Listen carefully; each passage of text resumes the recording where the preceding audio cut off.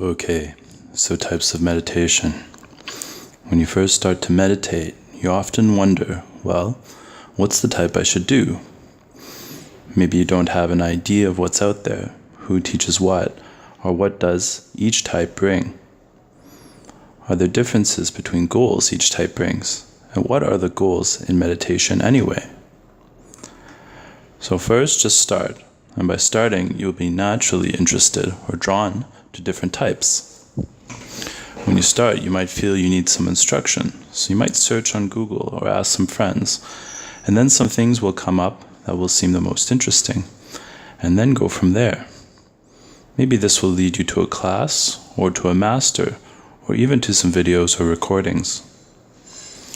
So within all meditations, a common element relates to focusing on an aspect of reality and having that aspect expand.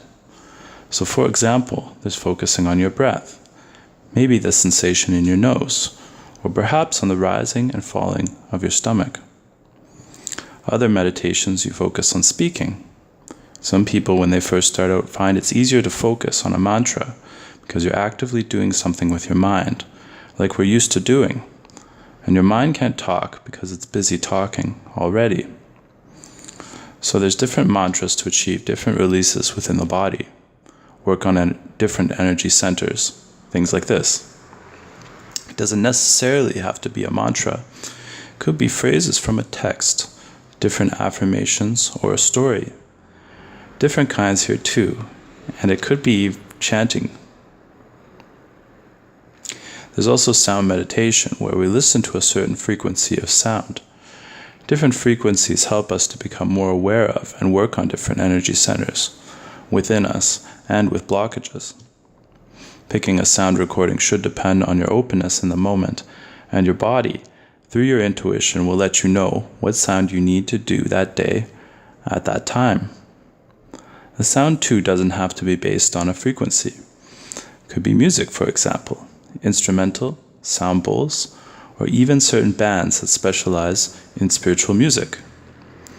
So again, you reach a deeper place due to focusing on sound, perhaps a certain frequency. You could also be listening to a master's teaching, where you're really putting your focus on their words and letting go. Just letting some intangible quality arrive from their words, which may help you understand or release something subconsciously. Just like a frequency, might be something that you just need at the time. Also, you may direct your focus towards somewhere in the body, or it may drift somewhere on its own. Most often, those shifts will happen towards different energy centers once you get into the deeper state of letting go, after focusing on your breath, for example. By focusing on these centers, we are working with them towards balance and healing, changing ourselves. And this kind of focus may be combined with sound meditation as well. Another type is using our imagination, either on our own or guided by a teacher. Usually this takes us to a specific place, and what comes up in the moment is significant because it is something that needs our attention for growth, healing, or for connection. So imagination is a way to explore certain things, certain themes, and be with certain aspects of reality relative to our own growth.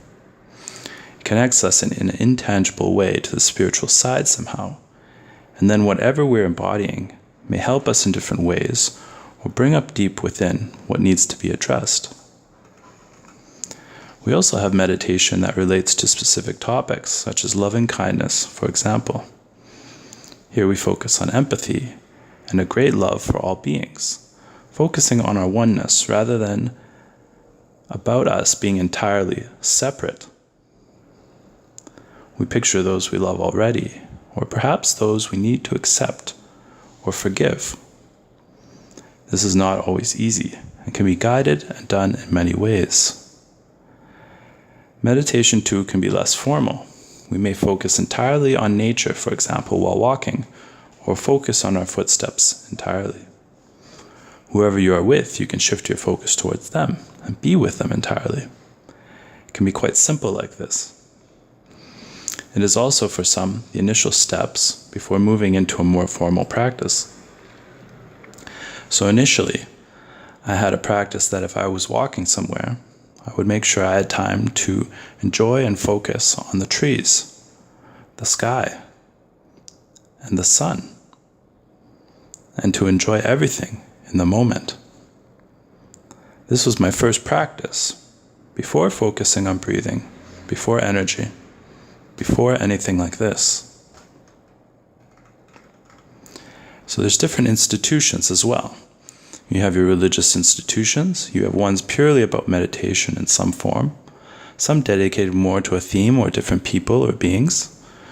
Different places have their own practices, teachings, their own spiritual language.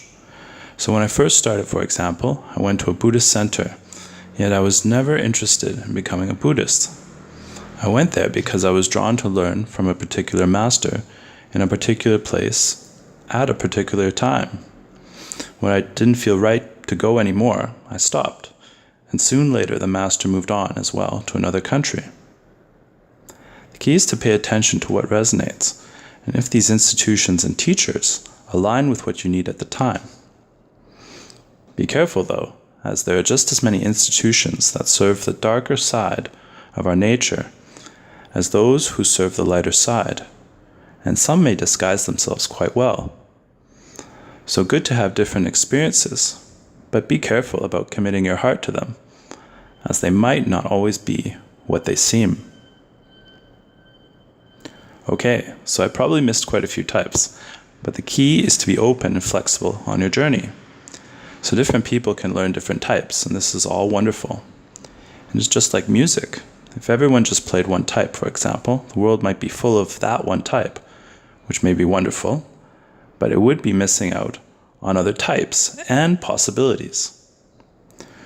People also borrow and combine techniques, yeah? So if you play rock music, maybe you borrow some technique from classical music.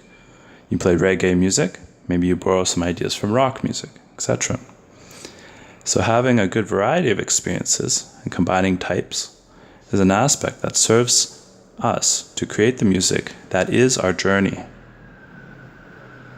Also, our spiritual toolkit becomes rich with tools as we have different experiences.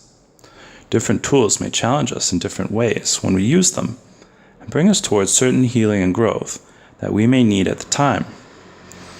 We can more easily let go as well and embrace the moment, what we're doing at the time, as our tools will give us a sense of security and familiarity that they actually work for us. Then aspects of our path will fall more into place on their own, and we may be amazed as we move forward in unexpected but wonderful ways, more open to the experiences and challenges that come our way.